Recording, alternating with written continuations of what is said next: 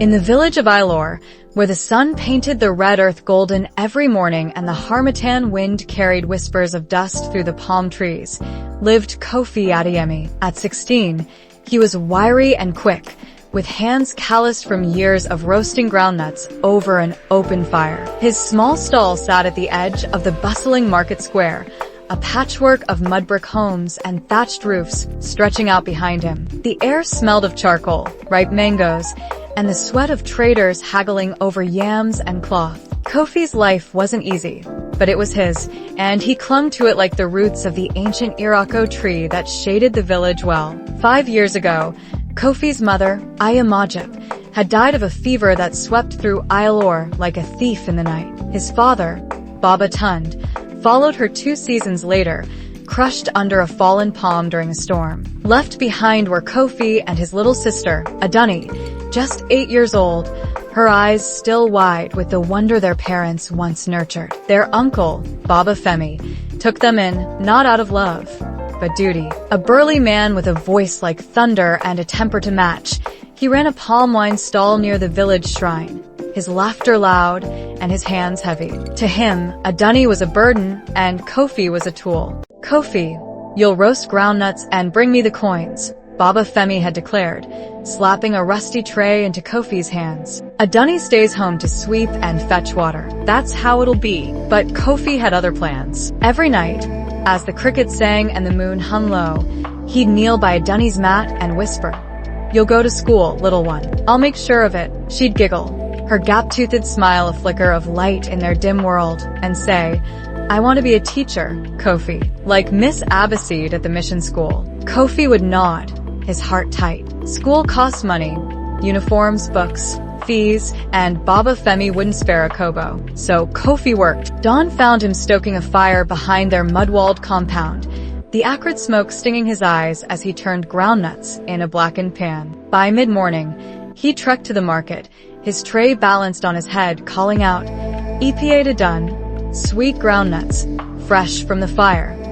Traders and children alike tossed him coins, some smiling at his quick wit, others haggling for a handful more. He saved every bit he could, hiding the money in a tin buried under the mango tree behind the house, away from Baba Femi's greed. One dry season morning, as the sun climbed high and the market buzzed with life, Baba Femi stormed up to Kofi's stall. His wrapper was stained with palm wine, and his eyes glinted with something dark. "Kofi," he barked, loud enough for the yam sellers nearby to turn. "Adunni's 12 now, old enough to marry. I found a man, Chief Ladil's son, Biodun. He's offering 10 goats and a plot of land for her. We settle it at the next full moon." Kofi froze, the tray trembling in his hands. "Uncle, no," he said, voice low but firm. "Adunni's not marrying anyone. She's going to school." Baba Femi laughed, a harsh sound that rattled the air. "School?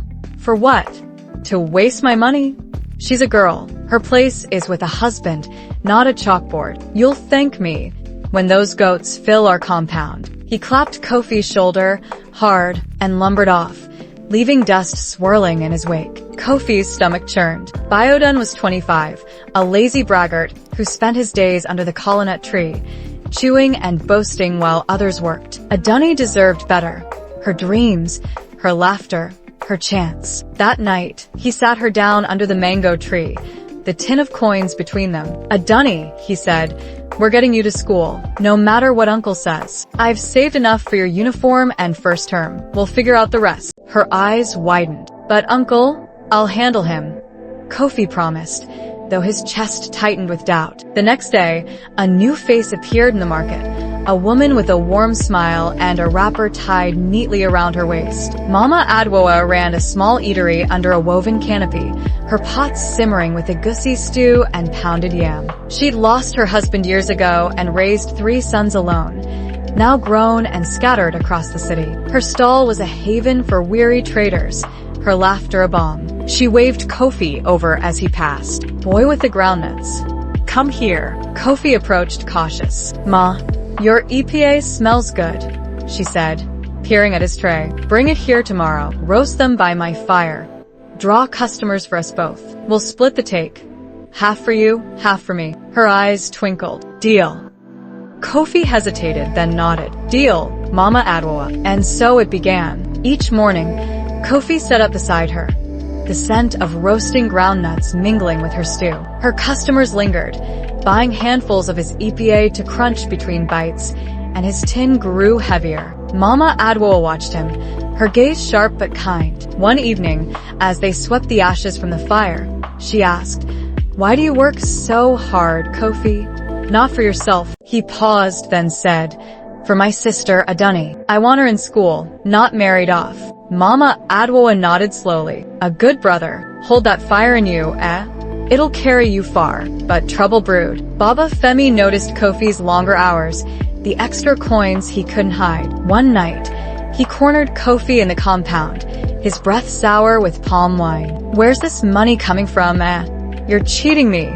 He snatched the tin from Kofi's hands, coins spilling onto the dirt. "This stops now. Adunni marries Biodun, and you obey me." Kofi lunged, grabbing the tin back. "No, uncle. That's hers, her future."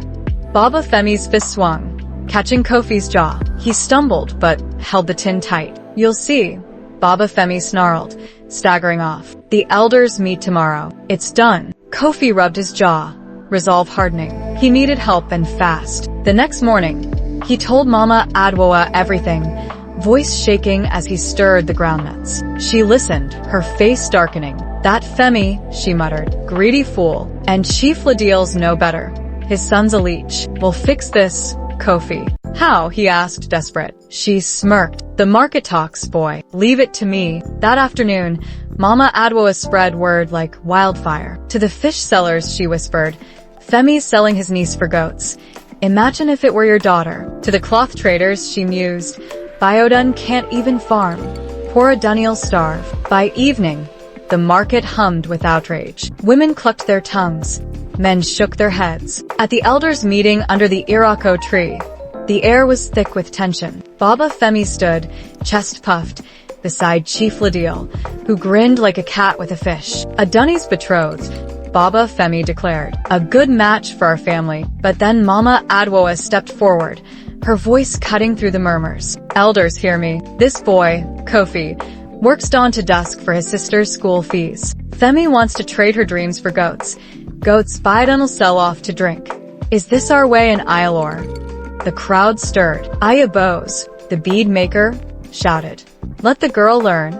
Baba Lekin, the blacksmith, growled, "Femi, you shame us." Even the village drummer, Olu, tapped a rhythm of dissent. Chief Ladil's smile faded as the elders conferred, their voices low. Finally, Baba Yemi, the eldest, rose. "Kofi keeps his sister. No marriage. Femi, repay the boy what you've taken, or face the shrine." Baba Femi's face crumpled, but he nodded, defeated. The crowd cheered, and Kofi felt tears prick his eyes. Later, under the mango tree, he hugged Adunni tight. "You're going to school, little teacher," she grinned. "And you'll be proud, big brother." Months passed. Adunni started at the mission school, her blue uniform crisp, her laughter brighter. Kofi and Mama Adwoa's partnership grew, her stew, his groundnuts, a market staple. One evening, as they counted coins, she said, "Kofi, you're like my fourth son. Stay sharp, eh?